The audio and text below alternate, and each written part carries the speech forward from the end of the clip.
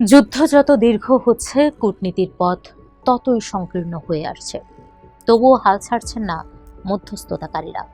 কাতার, মিশর, পাকিস্তান, ওমান সহ কয়েকটি দেশ এখন এমন একটি যুদ্ধবিরতির প্রস্তাব নিয়ে কাজ করছে যা অন্তত সাময়িকভাবে যুক্তরাষ্ট্র ও ইরানের মধ্যে সংঘর্ষ থামাতে পারে। তাদের আশা, কয়েকদিনের যুদ্ধবিরতি হয়তো দুই দেশকে আবার আলোচনার টেবিলে ফিরিয়ে আনবে। কিন্তু প্রশ্ন হলো, প্রতিদিন হামলা হচ্ছে এবং দুই পক্ষই কঠোর অবস্থান নিচ্ছে। এই অবস্থায় কি মধ্যস্থতাকারীরা যুদ্ধ থামাতে পারবেন?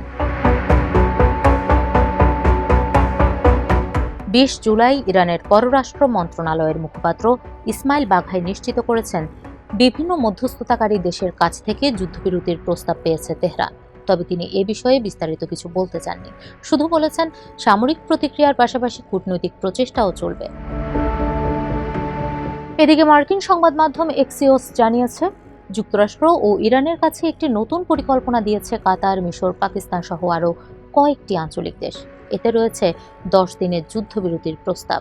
এই সময়ের মধ্যে গত জুন মাসে স্বাক্ষরিত অন্তর্বর্তীকালীন সমঝোতা স্মারক আবার কার্যকর করার চেষ্টা হবে এবং নতুন করে আলোচনার পথ খোঁজা হবে। এছাড়া পরিকল্পনার আরেকটি গুরুত্বপূর্ণ অংশ হল হরমুজ প্রণালী দিয়ে বাণিজ্যিক জাহাজ চলাচল স্বাভাবিক করা। যুদ্ধবিরতি আলোচনা চললেও বাস্তব পরিস্থিতি বলছে ভিন্ন কথা। ইরানের ভেতরে আরও বিমান হামলা বাড়িয়েছে যুক্তরাষ্ট্র। কয়েকজন মার্কিন সেনা নিহত হওয়ার পর প্রেসিডেন্ট ডোনাল্ড ট্রাম্প বলেছেন, ইরানকে এর মূল্য দিতেই হবে। মার্কিন সেন্ট্রাল কমান্ড সেন্টকম জানিয়েছে, টানা 11 রাতে তেহরান সহ ইরানের বিভিন্ন এলাকায় বিমান হামলা করা হয়েছে।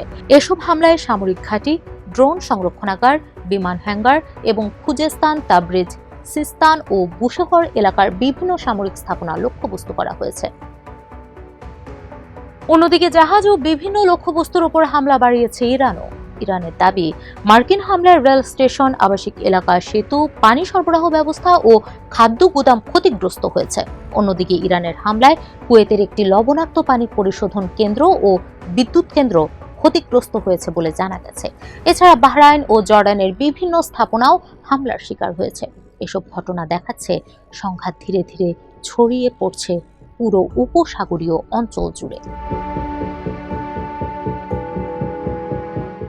গত 28 ফেব্রুয়ারি যুক্তরাষ্ট্র ও ইসরায়েলের হামলার পর উত্তেজনা বাড়লেও পরে ওয়াশিংটন ও তেহরান একটি সমঝোতা স্মারক স্বাক্ষর করেছিল। সেই চুক্তির মাধ্যমে এপ্রিলে যুদ্ধবিরতি বাড়ানো হয় এবং আলোচনার একটি কাঠামো তৈরি হয়। কিন্তু খুব দ্রুতই দুই দেশ একে অপরকে চুক্তি ভঙ্গের অভিযোগ করতে শুরু করে। বিশ্লেষকদের মতে, চুক্তিটি ইচ্ছাকৃতভাবে অনেকটাই অস্পষ্ট রাখা হয়েছিল।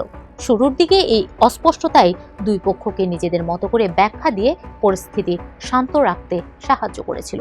কিন্তু পরে এটি সমস্যা হয়ে দাঁড়ায়।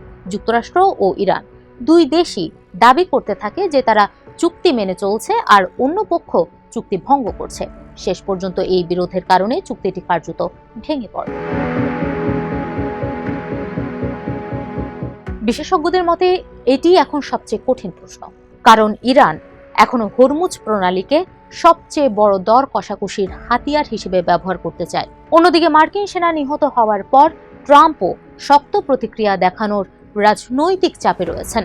ফলে দুই দেশই এমন এক প্রতিশোধের চক্রে আটকে পড়েছে যেখান থেকে বের হওয়া কঠিন। তবে সবাই সমানভাবে হতাশ নন।